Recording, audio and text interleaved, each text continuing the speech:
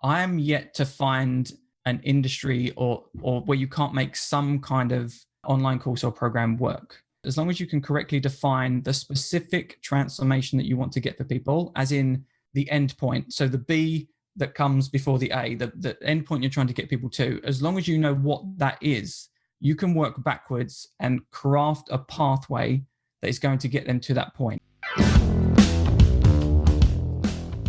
You're listening to the B2B Growth Think Tank, the show that brings you the virtual hot seat where each week my expert guests and I help another business leader by masterminding actionable solutions to a specific challenge they're currently trying to solve in their business. So if you're looking for answers to a specific challenge that you're facing, that if you could solve in the next 90 days would have a huge impact on your growth, send it in to thinkttank@thinklikeafish.co.uk and we'll see if we can feature you on the show. My name is Adam King, your host and the captain of the ship at growth consultancy Think Like a Fish. And if you're ready to rethink what's possible for your business and discover the growth strategies, advice and insight to turn this new vision into a reality, let's get started.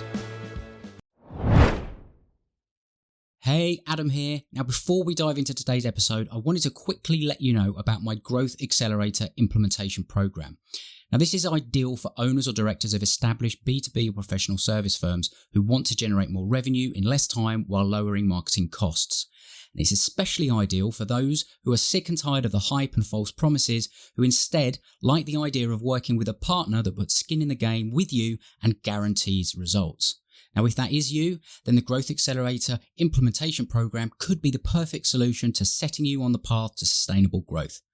Because when you partner with me for 90 days, I'll help you implement a simple and scalable business development system that is guaranteed to generate at least $500,000 of new revenue for your business in the next 12 months. And if you like the sound of this, make sure you visit thinklikeafish.co.uk/accelerator and watch the short video that explains how it all works. But before you go and do that, let's get to today's episode. Hello and welcome to the B2B Growth Think Tank. Now, many people that sell service, they work in traditional businesses that mainly operate offline. Now, until recently, that meant working with clients locally, generating a lot of those clients through things like local networking events and referrals, and doing a lot of in-person meetings. Now, 2020, it changed all that. And a lot of people struggle to adapt to this virtual world. Now, that struggle, it doesn't actually need to be quite as hard as you may think. And if you've been through it or you're going through it, then you're going to get a lot of value out of this episode, because so much of the value that people like this have, it's all locked up in their experience, their skills, and their ability to get an actual result for their clients. They just need a different way of delivering that result to those clients. Now, as I say, my guest today is someone who knows exactly how to do this, because he's actually spent 8 years building a business around packaging and selling expertise online around a very offline based industry, which is motorcycle track riding techniques. Now, after learning what it takes to create an amazing online learning experience that really deliver, today he's taken all of that experience and he now helps other coaches, consultants, trainers, and service providers take their expertise online with a focus on creating something that's built on the foundation of the positive impact that it has on other people. So, as I am also I'm a motorbike owner, I wouldn't say I'm an enthusiast to the degree of sort of track racing, but we'll try not to geek out too much about the motorbike stuff. But I'm absolutely delighted to welcome onto the show today Dan Netting. So Dan, welcome to the show. Thank you so much. Excited to get into this. So as I say, we are going to try not to geek out on the motorbike stuff, and I'm going to be upfront and honest. This is the second time we've done this, because for the first time ever, I forgot to hit record on the interview. So yeah, I'm owning my mistake. So it happens to everybody. Anyway, motorcycle riding. You've got, I know, and I'd love you to tell the story of how you came off your bike at 108 miles an hour, wasn't it? And walked away without a scratch, because that's a cool story, if nothing else. How I walked away without a scratch, I don't actually know. But yeah, just really quickly, like a track day, for those that don't know, is you turn up with your bike, you ride around for a day at stupid speeds, and then you go home again. And what happened was I was in a really, really heavy braking zone, which, if you know, even in cars as well, but on bikes, when you're in that moment of like hard on the brakes, trying to get the bike slowed down, you're pretty much just a passenger. Just going straight and just trying the best get the speed down so you can make the corner. So basically, in that moment, you don't really have a lot of choice in what you're doing. It's just that's the task. And then in that moment, another rider decided that he would drift across in front of me in that braking zone, and he wipes my front wheel away and just tipped me over. And the video I've got, just the last frame that the speedo's in the shot, it says 108 just before I hit the deck. But incredible, really. Yeah, I was just sky ground for as it felt like half a day. But yeah, like I said, not a scratch on me. I did whack my head, which the helmet, that's the one that saved me, I should say. I did have some vision issues for a little while, but in terms of like bodily injuries, like bad stuff, no broken bones, no scratches, no bruises. It was insane to walk away from that. Yeah, and for those that are only listening to the audio, Dan's referring to the helmet that is in the background. It's kind of like your badge of your badge of bravery, I guess, in a way. It's I mean that's a pretty must have been a pretty scary thing to happen, and maybe at the end of it, you know, just after it finished, you're sort of like, am I still here? That kind of thing, and I mean, I guess when you walk into that world of motorbike racing, you kind of accept some of the risks that go with it. And maybe that's a bit of a metaphor for running a business, in terms of there is risk involved in starting a business. There's all sorts of uncertainties, unknowns, little tiny adjustments can have big impacts, and they can be positive and negative. Do you find that it's had any kind of impact or effect on how you've gone about starting a business, having that sort of, I guess, appetite, but also you're able to absorb the risk that goes involved in that, and to see that transfer into running a business? Or is it totally different? I'd say with riding, it's a different kind of risk, because you're just concerned about like immediate bodily harm, like literally primal staying alive type stuff. I can't say that it certainly doesn't feel like that's, you know, better prepared me, because the fears that I've had creating businesses and becoming a personal brand, which we'll talk about later, they're just totally different kind of fears, and more around like personal, internal, judgmental fears, that kind of thing. But just in terms of becoming, the journey is so long to becoming a good rider, and there is so many ups and downs. And there's, in terms of the journey itself and the lessons I've taken from doing that, there's a ton of parallels that I see with, you know, becoming a good rider versus becoming like creating a good business. In terms of the journey that you go on and the things you have to overcome, there are a lot of similarities there. But in terms of the outright risk of crashing and that stuff, I can't even explain why that's something that I seek out. But well, I mean, as a fellow motorbike rider, yeah, and there was a time back in my youth, before the burden of responsibility of two beautiful children that I wouldn't change for the world, obviously. I lived and teach snowboarding in Canada, and that has seen me do things that others may well consider dangerous, and, you know, situations that have arisen. I was always more than happy to throw myself down a mountain that could literally kill me. And yet there are things that I've done within the business and you know, that fill me with absolute fear. You know, things like getting on video, for example. I've gone through that journey and all the rest of it. But you're right, there are a lot of similarities between, I mean, there's so many sport and business examples, analogies, that kind of thing. But I think it all comes down to, you have to know and understand the fundamentals first, because without them, nothing else works. You know, with snowboarding, it's your stance and balance. With motorbike riding, not being an expert, it's, you know, just again, it's probably around your balance and your position on the bike and all that kind of thing. And then you've got your your processes and how you do things and all that kind of stuff. And then with the business, it's it's how you actually generate eyeballs and interest, and that is, it's like a pyramid that goes up, but you have to have those foundations in place. Definitely, yeah. So how did you go from a totally offline business like that, or what many would perceive as an offline, and then turn it into something that's online? Because you can't reach through somebody's screen and hold their handlebars, for example. What was the process? It kind of took me a while to figure out, but I realized that the end process isn't very different to going to a riding school, which is what most people would do if they just go to a track for a day, get some lessons from people, and then go home again. The concept is exactly the same, because learning for me happens in 3 stages. It's taking in information knowledge, implementing that, taking action, and then looking at the results to figure out what you learned and what you need to do next. So in a classroom, that's all they're doing. They get you to sit down for a classroom session. If you go to a decent school, sometimes you'll just turn up and they'll just follow you around for a day and say, oh, I'll change this and this, and that's rubbish. But a proper good school will sit you down in a classroom session, teach you some stuff, take you out on the track, get you to implement it. And with the coach that's working with you, see what you're doing, if it's right, and how we need to move forward. And I realized that what I'm doing online is exactly that. It's just using different tools to do it. So I can obviously give them information because we can do videos and that kind of stuff. Implementation, this is a bit trickier online because you have to really think about the situations that people are going to be in and give them the steps that they need to take and make it very easy for them to take those steps. And then just give them ways to actually assess the results they got, whether that's assessing it themselves, or what I'd like to see is some kind of support avenue. You work with them to assess their results that way. So in essence, it doesn't really change. It's like I said, it's just changing the tools to actually get that same result. And obviously what you're talking about there is kind of like either something like an online course or a program or something like that. But do you see that there is any limitations around this model for people that provide a service? Are there some people that it may not necessarily be applicable to?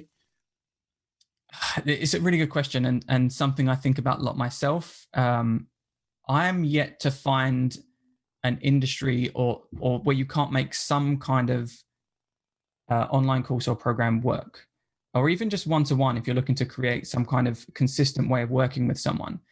Because as long as you can correctly define, and this is crucial when you're creating online courses and programs, as long as you can correctly define the specific transformation that you want to get for people, as in the end point. So the B that comes before the A, the end point you're trying to get people to, as long as you know what that is, you can work backwards and craft a pathway that is going to get them to that point. And there's right and wrong ways to actually do that. But again, as long as you can define that specific point, I honestly believe you can do that for any industry and create some kind of more hands-off approach and create a program that's actually going to get them to that point. And I think the good thing about it is it's contained. So you can create it, and you only need to create it once because you have gone to the effort of defining what those steps are and taking people through those steps. Now, I guess the difficulty with a pure online course is that, yes, everybody's going to interpret things slightly different, which I guess is where you're talking about having that coaching element, that hand-holding and support element, because there are going to be nuances, but essentially 95% of the required steps is going to be the same. It's just the application that may need a little bit of help. So even if you are someone that delivers a done for you someone, if you do somebody's books, if you do these sorts of things, for example, then you can probably find something within what you do to create a course or a program that delivers an outcome that you know people want, but don't necessarily want to, I guess, work with you to do their books or accounts or something like that. Have you seen anyone doing stuff like that? Yes. So I had a really good conversation with a guy. I don't know if you know Alex Curtis. He does yes. So he does Batman has been on the show. Okay, great. Yeah. So you know that he helps mortgage advisors or whatever, like get leads and that kind of stuff. And he brought me on to talk about potentially creating courses. And we was talking about creating courses that will help people with a problem they have, not necessarily something your service solves, but a problem they have before they need your service.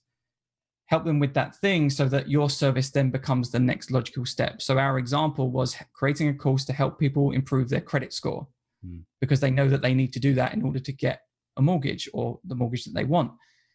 So it's about, you could just have something totally separate to your service that helps people solve a problem they need to solve.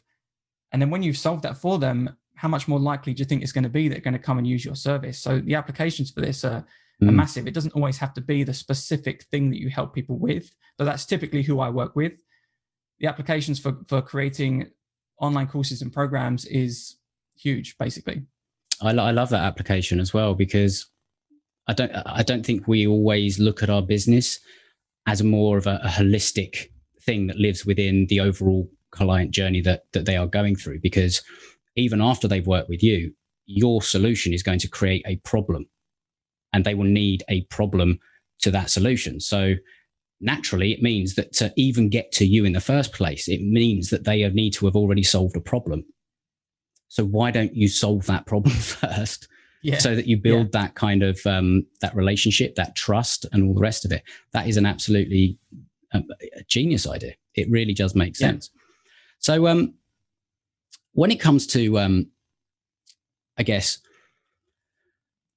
starting to think through the process of doing this, you talk about starting from the end in mind and working backwards. Because I guess some people may well have this concern or belief around this of like, well, I'm not a teacher. How am I going to come up with all of the steps and all the rest of it? Is there a process that you advise people to consider to, I guess, not even necessarily create their entire program, but just to see if they've got one in them? I would say if anyone is helping people solve big problems one-to-one or whatever it might be, you've got it in them. It's just a case of figuring out the specifics. That's all. So as an example, I recently worked with a lady who has spent 30 years training in offline environments, training people to improve sales in businesses. And all it was, again, like I said, for her, it was about starting to get specific, because when she goes into a business, everyone's going to have different problems. But ideally with an online program, like I said, you want to have a specific point you're trying to get people to and a journey you're trying to take everyone through. So first it's about defining that. Then start to work backwards and think, okay, if this is my ideal client and this is where I want to get them to, what are the core things, the core problems that they face trying to get to that point? Or another way to ask it is, what core pieces do they need to have in place to get to that point? Then you just literally give them the information and the implementation steps to help them solve those problems and put those pieces in place. So it's really, and it can be easier or harder depending on what you're helping people with. So in the motorbike stuff, this took me a long time to figure out, because it's very, like with riding, you have 5 things to concern yourself with: how you use the throttle, how you use the brakes, where you put your body, where you're looking, and like changing gear, that kind of stuff. Every single person is using those same 5 skills over and over again. But it was me about sitting down and thinking, okay, realistically, it might take someone a year, 2 years to get to this point. What's the pathway going to look like for that person? And like I said, it took me a while to figure that out. But on the other side of that, it might be very simple for you. So like now I help people create online courses, which is a kind of brick by brick kind of thing. So in that sense, it makes it a lot easier. But the general point there is just to think of the core pieces and the core problems you need to solve to get them from A to B. And like I said, just work backwards and help them put those pieces in place. I mean, something that comes to mind listening to you is almost like an exercise, and I don't know if this is something you do, but it's kind of like thinking, right, this is the end point. This is where I want to get someone to. And it's almost like having a massive brain dump of all the things that somebody needs to do it, and almost kind of like getting out a load of Post-it notes and writing each of the things that and then organizing them and just going, right, okay, it's like putting the puzzle together, and maybe you'll find some that overlap and all the rest of it. But I think I mean, that's the way my mind works. It's scattered all over the place. So I have to brain dump it down, but then you get to organize it, and then you get to put it in a linear fashion, which is what you're talking about. And that's something I think that anyone could do in, give yourself an hour. And if you're thinking, right, I'm going to just give myself an hour and see if I've got this in me, brain dump it all for 45 minutes, and then, do a nice puzzle with your results. And I think you'd quickly be surprised to find what you come up with. Yes. And just a point on that, and something I hammer into my clients when they come in, because it's hard to especially if you've just been, you've got all this knowledge and you've been helping people for years in this different capacity, like trying to get that into a structured, logical sequence, it's hard. But something I always stress is that we're just trying to get version 1 out there. So all the places won't necessarily fit into place straight away, and things might not feel as great as they could. But a key thing about launching online programs is to get them out into people's hands, because it's only by getting it out there, getting people to start coming through it, that it's those people that are going to help you find your blind spots and find the holes in what you've created. So the reason why I say that is because you said at the beginning of this discussion about, knowing if they've got it in them. Because what I wouldn't want people to do is think this isn't quite right. I haven't got it in me. I'm going to stop. It's just getting the rough version one. It's the first iteration, get that out into people's hands so you can improve it from that point moving forward. And that's great advice, and it makes a lot of sense. And actually, it brings us on nicely to what I'd like to do, the brainstorming, the masterminding hot seat around.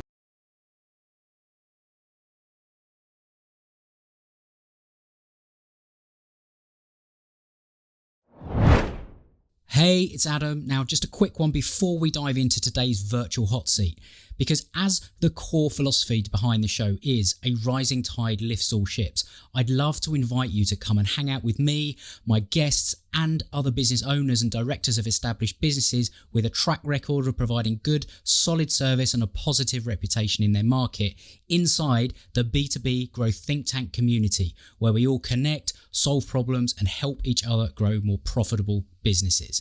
It's free to join, so come along, join us at thinklikeafish.co.uk/think tank group. I look forward to welcoming you, but first, let's get to today's virtual hot seat. What we're going to do, for those that is the first time of listening to the B2B Growth Think Tank, Dan and I are going to basically have a bit of a brainstorming session to help this person with a challenge that they are facing. So the challenge that this person has sent in, and it's anonymous this time because not everyone leaves their name, but it is, I know how valuable it is to get myself out there and build my influence with content on things, especially like video, but I'm so uncomfortable doing this. What's the most impactful way of doing this and getting myself out there so I don't actually hurt my brand by being so bad? So, I mean, the first thing before I ask on you, I hear from this person, right, is don't be so hard on yourself. First of all, I guarantee you're not as bad as you think. I certainly had the same thing and all the rest of it. And I look back and think of some of the early stuff. It was terrible, but you get better. But why don't you give us what do you think about this? What do you hear in that question? Firstly, I'm so passionate about this stuff, and I can see myself doing something around this in the future because it was crippling for me. Like, I would be so much farther along the path if this wasn't a problem for me, because it was such a problem for such a long time. But the core advice is not the advice that anyone wants, is that you just have to do it. However, yeah, this listening to that, it sounds like the bar is very high for what they expect of themselves for their first attempts.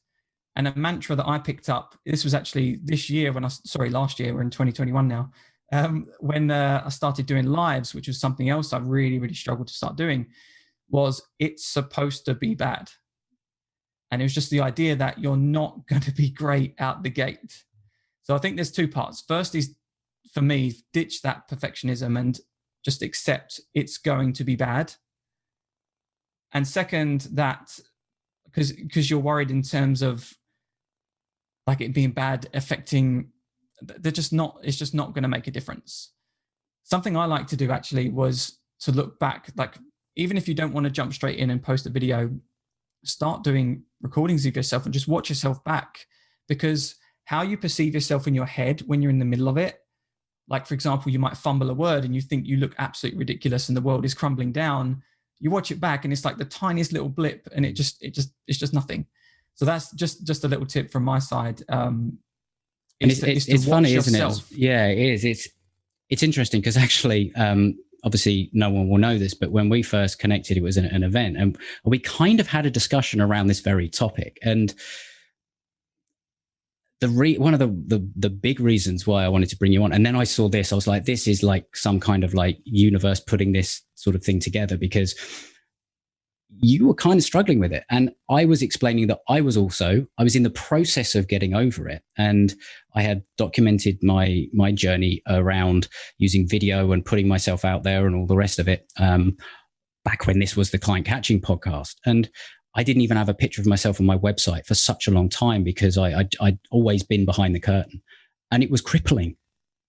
But you realize that actually one of the most important things you can do to get over this is what we ended up doing. And it's going and meeting other people and having conversations and getting inspiration and seeing what other people are doing, but not looking at the guys that are literally, as you perceive, on top, that have got years and years and years of experience. They've got teams behind them doing this kind of thing. And you're looking at that and going, I can't possibly do that. That's terrible. I'll be, who am I to do it?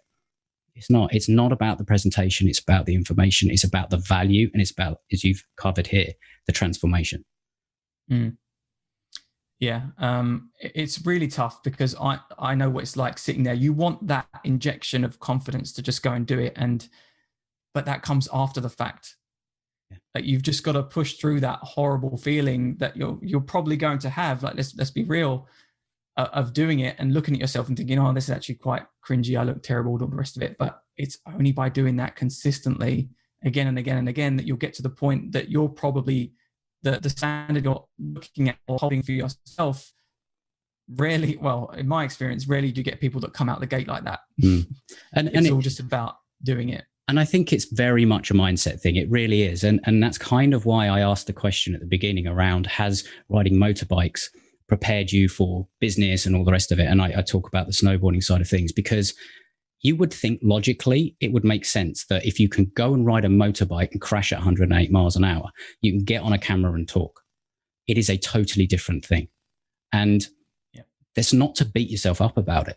First of all, like, it's natural. Everyone feels a bit nervous because we feel like we are being judged. There's a psychological principle that's in there of, if we're judged and seen to be unhelpful to the tribe, we kicked out, we starve, we die, that kind of thing. It is a real thing. The only thing that really you can do to get past it is exposure. There's a whole thing around exposure therapy and all the rest of it, but it is so much easier said than done. It really is. So I don't know about how you feel about this well, first of all, how did you get over it and how did you just get shit done? I think for me, it got to the point of realizing that the impact it was going to have if I didn't do it. So it was like putting it off, thinking I can still be successful. I can still, or do what I want to do. So as a quick example, bit of context, I knew that I needed to be on YouTube for my motorcycle business. Like, it just made so much sense to go and show people how to do it rather than just writing articles, which is all I was doing before.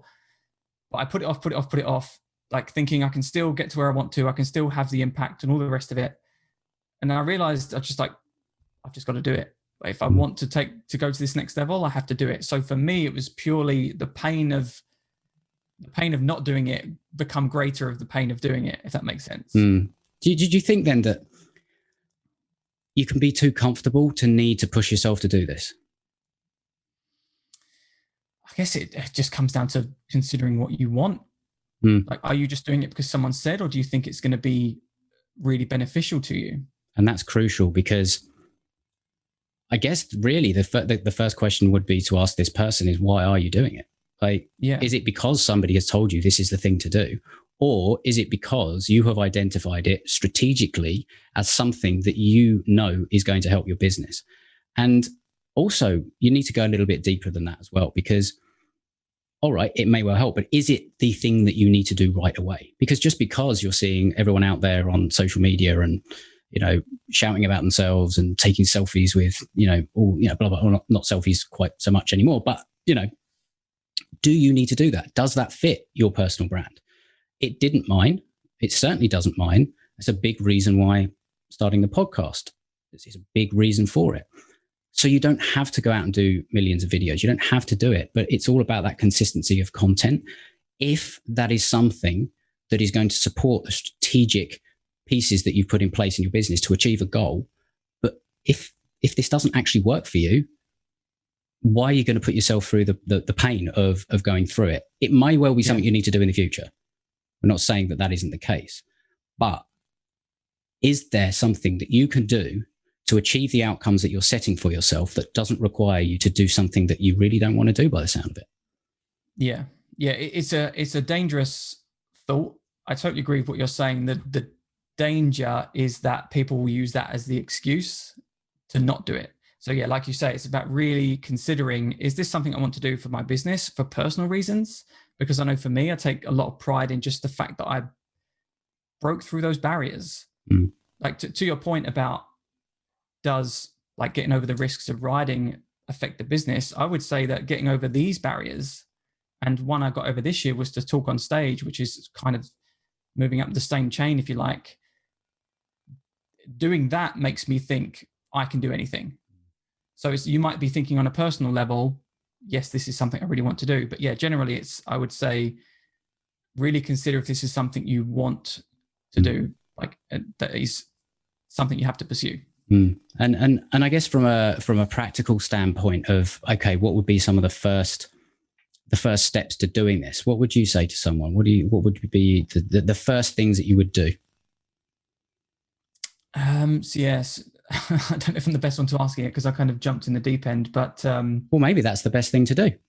Literally rip off the Band-Aid. It could very well be, yeah. I mean, it's certainly like ripping the Band-Aid off kind of thing. But again, I found comfort in watching myself back. This was after I posted the video, I should say. But it was consistently watching myself back, realizing that actually I look normal. I'm not some freak. I don't look stupid, whatever it is. I'm just talking about my subject matter and that's it.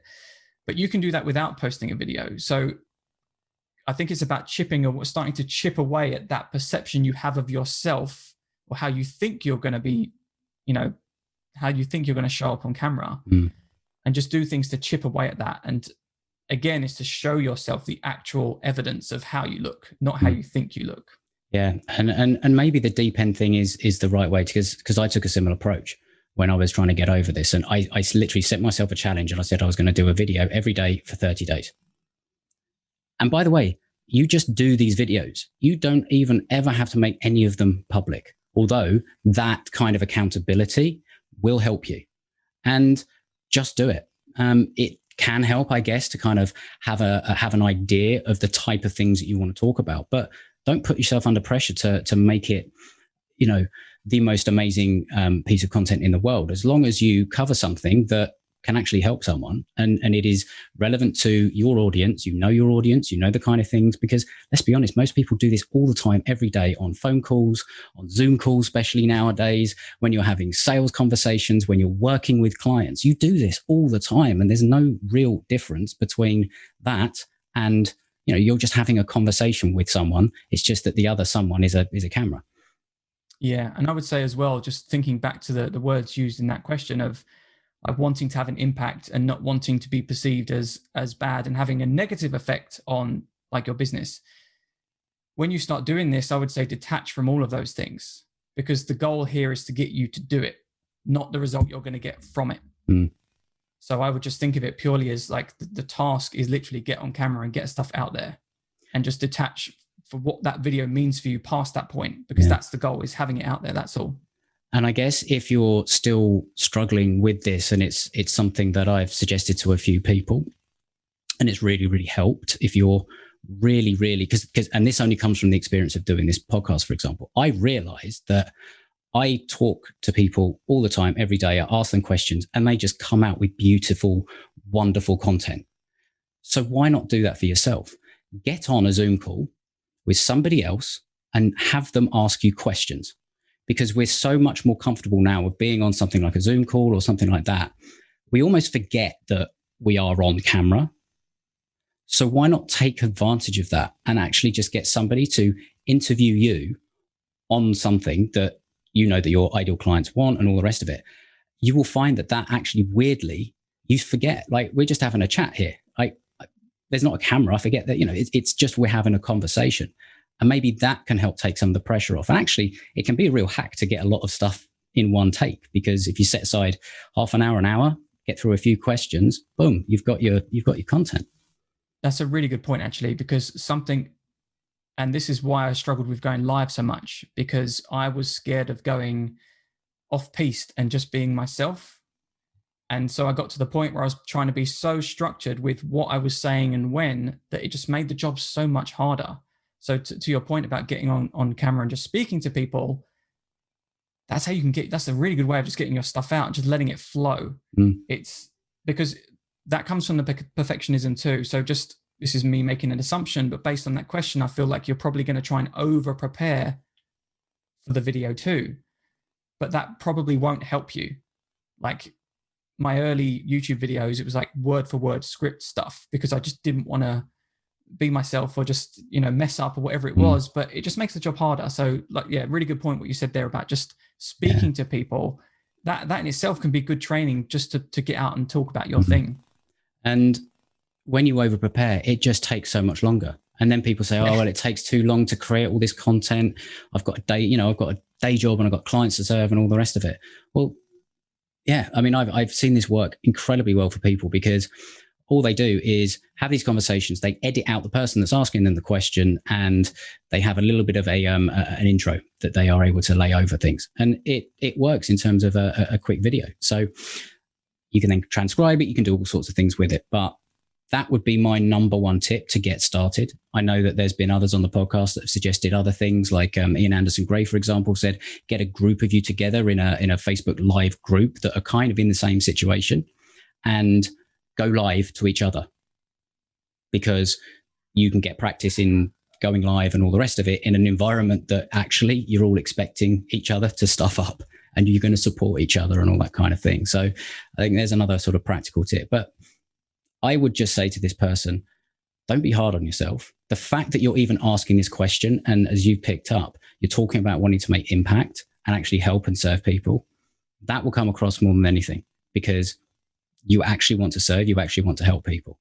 And that's genuine and it's authentic, and people will forgive the odd slip up and all the rest of it. And God knows I make enough of them, but I know I'd no longer make them something that I get too upset about, because it is, it is the way that you are.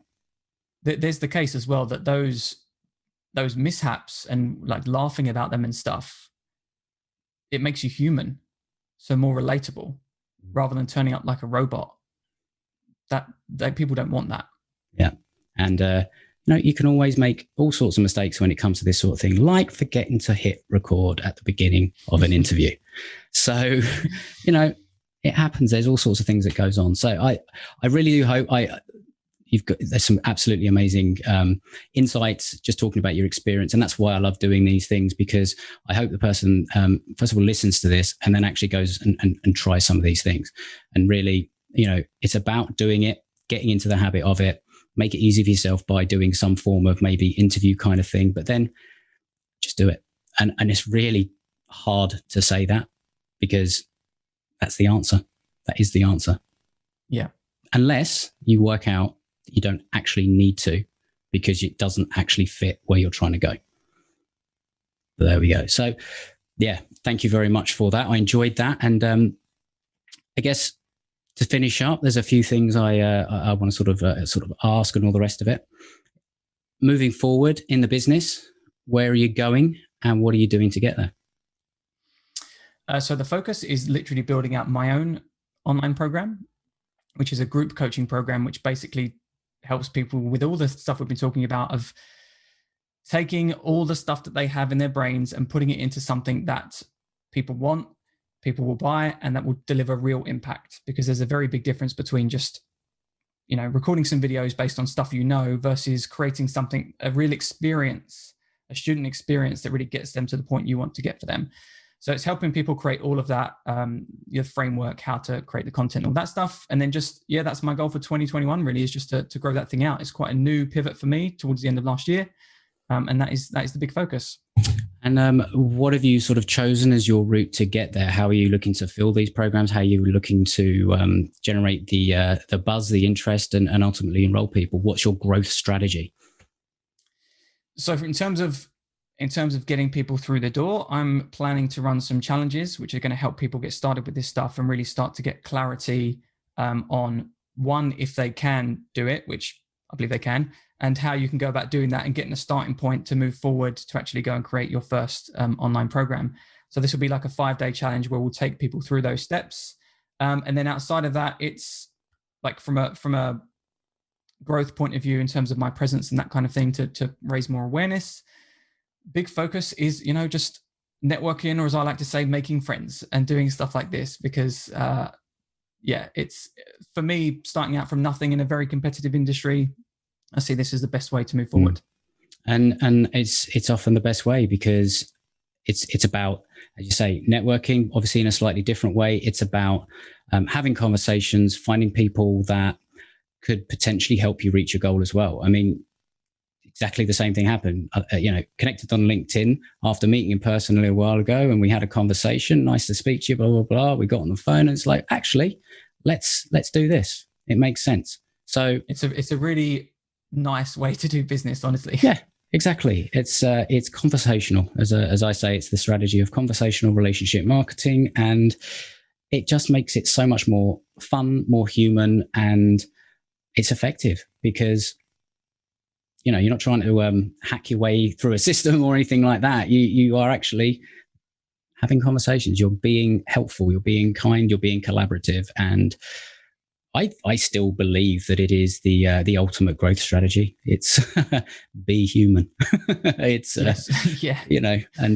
actually care about those you serve and find others to help you raise your ship. So there we go. But this has been fantastic. I've really enjoyed it, and I'm especially grateful that yes, you've been so forgiving and you haven't jarred me too much around forgetting to hit record at the beginning, because I would have accepted a bit of it. I would have accepted, but Dan, I really, really appreciate it. So anyone that is thinking about maybe creating something like this for themselves, where can they go to find out about maybe your challenge, your program that's coming out, or where can they connect with you best on all the various channels that are out there? Yeah, so the best channel for me, and it's fast become my favorite platform, is LinkedIn. So it's just Dan Netting. I am on Instagram and Facebook. So Facebook will just be Dan Netting. Instagram is It's Dan Netting. But honestly, LinkedIn is my place to be. But yeah, if you're serious about this, then I'd highly recommend you check out my challenge. Depending on when this goes out, I'm not entirely sure when that will be, because I'll run a few throughout the year. But I can definitely help you get started. But even if you just want to have a conversation about whether or not this is something you want to do, please feel free to reach out to me on LinkedIn or anywhere. Just send me a DM. We can talk there, or even have a call about possible options for you moving forward. Awesome. And I'll put those links. What was the link to your challenge? It's dannetting.com/challenge. Awesome. So yeah, I'll put the links underneath here in all the show notes so people can go check out. So I hope people do, because there is an awful lot that can be achieved by unlocking the expertise in somebody's mind and actually putting it into a structured way of delivering that result to more people, because that's how you make change and that's how you make impact. So go and check it out.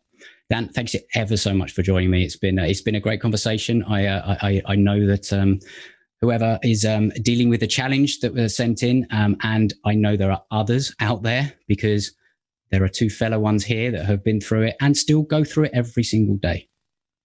So I hope that's been helpful. I hope you've got a lot out of it. And thanks for listening. Dan, thanks for joining me. No problem. Thank you, mate. So that's it for this episode. I hope you found it valuable. I hope you got some great ideas that you can take away and apply to your business to help you grow. If you did, please share it with somebody else that might also find this valuable, because they will thank you for it. Also, to let you know that I have a podcast gift page where I put a lot of resources that I love to share with my listeners. You can find the links to join the Facebook community there, and you can get my book, The Conversational Relationship Marketing, and the audiobook version, all for free, plus a number of other resources I'll be adding over time on that page. So make sure you head there to thinklikeafish.co.uk/podcast gift, and you can help yourself to the things that make most sense to you. And if you have enjoyed the show, please make sure you're subscribed. You'll get updated as the new episodes come out. And finally, last favor, please consider giving the show your honest rating and review on Apple Podcasts. I read every single one. They mean the world for me. I love hearing from my listeners, and it does help others find the show as well. So if you want to go and do that, I'd really appreciate it. But until next time, have an awesome day, and we'll speak soon.